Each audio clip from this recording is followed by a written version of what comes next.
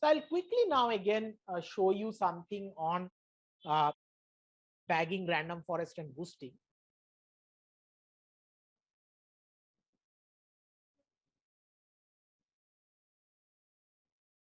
Just opening it up. And I hope you have like got some familiarity of how these notebooks are in Kaggle, so you can definitely use it. So there are several questions that I have put through over here. Okay, how to find feature importance from random forest? Can we use top features from random forest to improve decision tree? So this is also one of the interesting thing that if I use the feature importance from here, can I improve a decision tree? Okay, and can we use random forest to improve random forest? So I can select only some of the features which are top performing and then apply the randomness. Okay, how to fit in ADA boost, effect of learning rate, how to fit gradient boost, how to regularize using max depth. Okay, how to regularize using mean sample leaves, how to regularizing using number of stages, and so on and so forth. Okay, so I'm using the same data set again. So how to find feature importance from random forest? So initially it is just again taking a little bit of time. Yeah, so it has started. Now, how to find feature importance? So let us just do the trend test split, and always remember we never use the testing set for finding feature importance or any of the things. You have to do it on training. So what we are doing is we are importing random forest classifier, and we are using 100 estimators and a particular random state, and then we are using this extend wide trend. So what this n estimators 100 is telling, that this forest is going to have 100 random decision trees. The forest is not random, right? But the forest is random because the trees there are random. And there are many parameters over here again for random forest, which I will not go into for sake of time, but very, very important for go through. And I am just going to find some score from here. So this is a score that is returned by the random forest, and I am just returning the top five, top five, uh, top five features or first five features attribute. Okay, so I've just done DF 0 to 5. So if you want to do more, let's say you want to do 0 to 10, you can do that. Okay, and here we have just drawn a horizontal plot, okay, of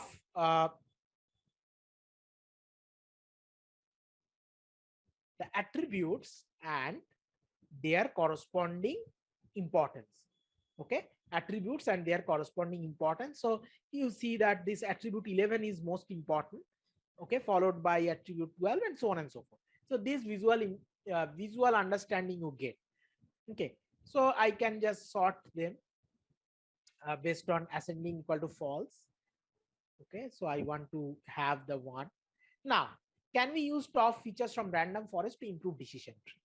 Okay, so I'm not going to use all the features. I'm just going to use some of them.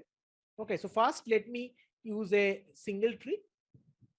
Okay, like last time using the same training testing kind of split, and I get an accuracy of 71.15. I hope you remember this figure. Now what I'm doing is I'm using random forest feature importance, right? So I'm using a decision tree now, but I am just going to use some of them. I'm not going to use all of them. Okay, so let me run this. So I think there is some error. Why is the error? Okay, NP is not defined. Okay. So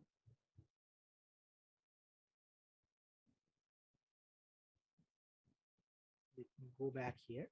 So I will run it, and then I will tell what I'm doing. Okay, so let me just run it. Yeah, so what I've done, I have started with taking 5% important features. Then I have moved like by 5% more incrementally up to 60%. So 5%, 10%, 15%, that way. And this is how it comes. And I have just let me just maybe plot it. and you will see that the individual tree was giving me a 71% accuracy. But now using this random forest improvement or input, I have increased it to 78%.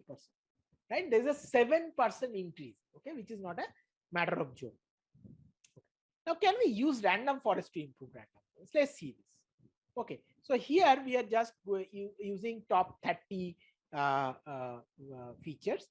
So I'm just running this, and you see that the random forest is giving you, when I have used this on the top 30, I have got an accuracy of 80%. And what was the accuracy that we got when I trained on only random forest? Did we calculate that accuracy? Okay, so we have actually done a rnn.clf.fit, but we have not calculated the accuracy. Okay, so let's take this there. Okay, and let's take this and see what is in original form my random forest is giving as the accuracy. So I'll have to just change this to RNN classifier. Okay, and I hope rest of the things looks good. Yes, I think it's good. Or RNN CLF is not, oh sorry, it is RND.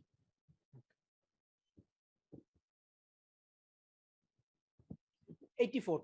So I needed this base to give you the comparison. So in the normal level, this was 84%, but 84.6%. But when I restricted it to only top 30%, okay, when I restricted it to top 30% or top 50%, yeah, 30 features, okay, my accuracy actually gone down. Why? Because if I am restricting from where I am going to choose the attributes, then definitely the uncorrelatedness will not be so high. So that's the reason it is going down. Okay. And as I increase, I am sure if I make it like 1 to 50, it should increase. So let's try. Let's see this intuition works or not. Yeah. So it has increased to 82.69%. Okay. So not to use random forest input into random forest. How to fit AdaBoost? AdaBoost is simple, but one of the things that you see is that this is the ensemble classifier, and within that you are saying that you are using a decision tree classifier with max depth equal to 1. Okay, an algorithm you need to mention, don't worry. So this is a standard thing.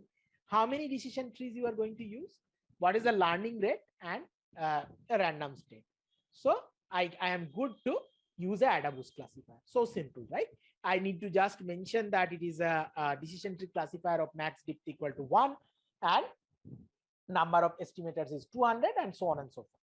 And you can try with different other things, right? You can use increase number of estimators to 500 and 400 and check that what it is. So there is not much improvement.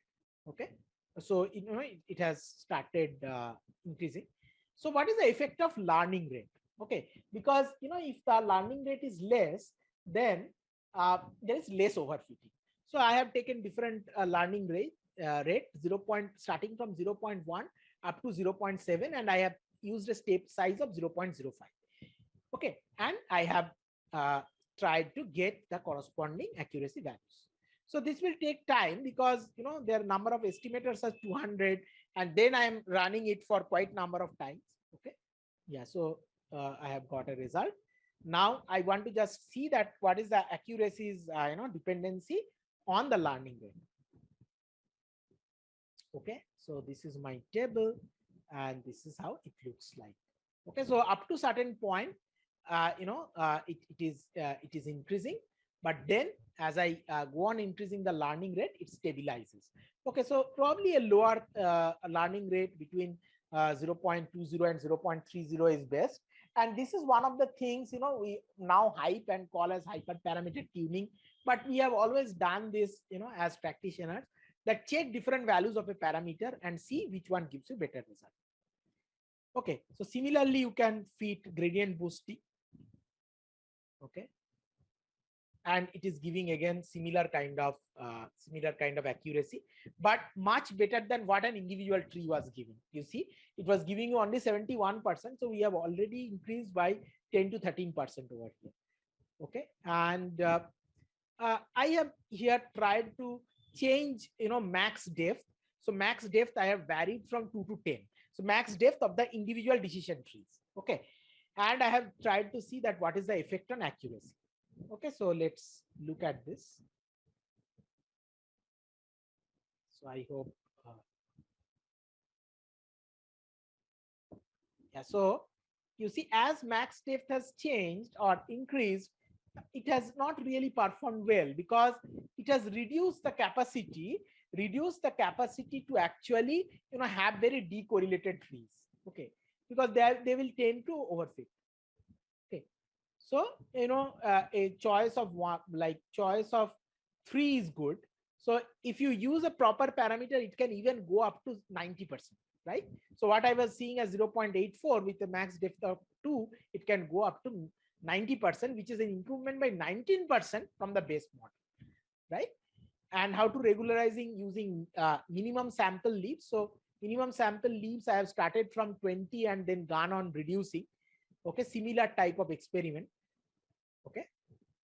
Again, as I keep high minimum sample leaf, that tree is more regularized. Okay. So this doesn't give a very decisive trend, but nevertheless, you can got to choose that probably, 14, between 10 to 16, you get a good peak. Okay. But again, you are reaching a value of 90. And you can also change number of stages or number of estimators. Okay, so that also I have changed. I have started from 10 and gone up to 300. So how many trees you are going to keep here in this gradient boosting structure? So if I run this, so I am running in a loop, changing just this particular value, and I see my accuracy.